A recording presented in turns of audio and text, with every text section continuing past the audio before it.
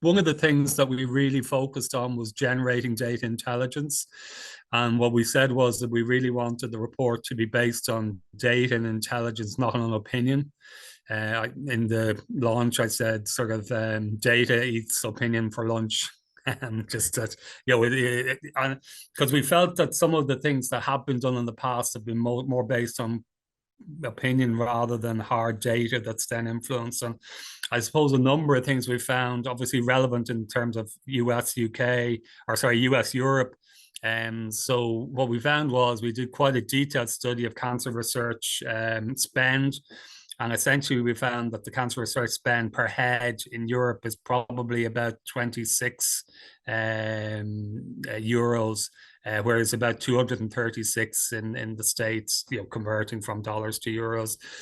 So one of the things we're recommending is that we double the cancer research spend in Europe to 50 euro per head by 2025, I think, as far as I'll send you the numbers on that.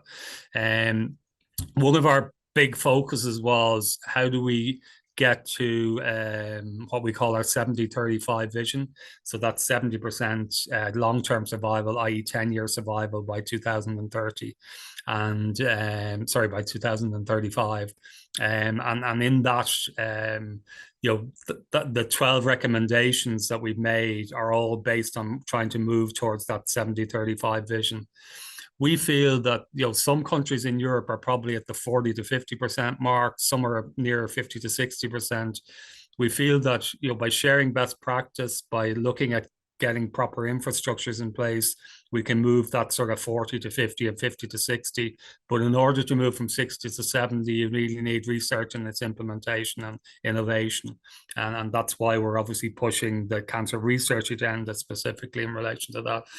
We found a big difference between Western Europe and Eastern Europe in relation to cancer research activity, cancer research impact. And again, that probably unfortunately shows that the efforts that have been made to date in relation to upgrading sort of cancer research activity in Eastern Europe haven't really worked. So we need to look at much more directed efforts that will look at ways in which we can actually sort of close that gap. We feel that essentially all Europeans need to benefit from cancer research, and it shouldn't be where they live that influences what's happening to them. The other area that's really important, and one of the things I said was that Europe is good at breakthrough, it's not so good at follow through. And one of the things we're recommending is that we really need to see much more implementation science and health services research activity just translate the great discoveries into actual clinical impact. And one of the things we feel is that really hasn't been focused on enough to date, and it's something that we should really be looking at much more.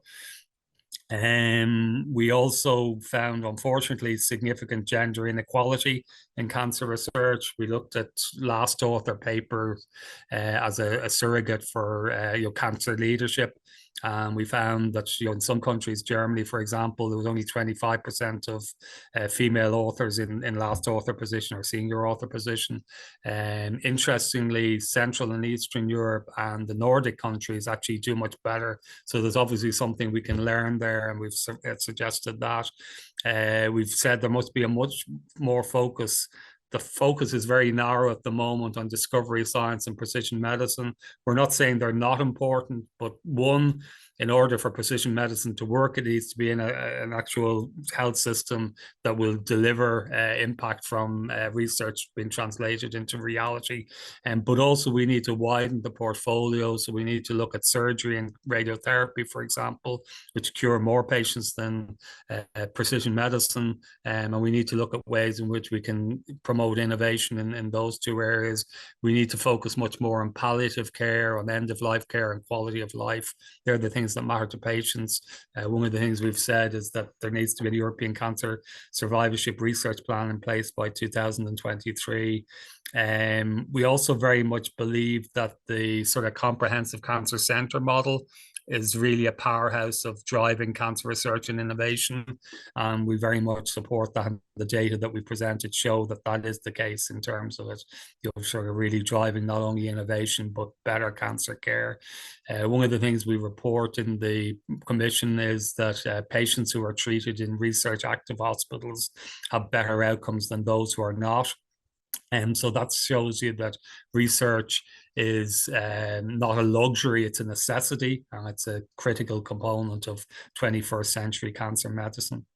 And the other thing is we shouldn't forget that we need to also make sure that we're not only focusing just on Europe, we need to have a much more broader focus and looking at cancer control throughout the world. Europe can play a leadership role in that, but at the moment we're not investing enough either resource or actual effort in relation to cancer in low and middle income countries. One of the things we argue is cancer knows no borders, so neither should Europe. So they're probably some of the key messaging that's come out, as I say. And if you look at the report, the 12 recommendations sort of link into that. Obviously, all of them have relevance in relation to hematological malignancies. I mean, one of the things that is interesting is we seem to see that there's actually fairly good focus on hematological malignancies in relation to research if we compare it to, say, lung cancer. So there's a plot where we have in the thing where lung cancer has 21% of the disease burden in Europe and cancer, and yet only gets 4% of the research effort. Hematological malignancy actually gets a fairly good combination between the research effort and its incidence. In fact, possibly even over research is the wrong word, but we're seeing a reasonable, certainly it's in a much better situation than lung cancer is, for example, or colorectal cancer or pancreatic cancer.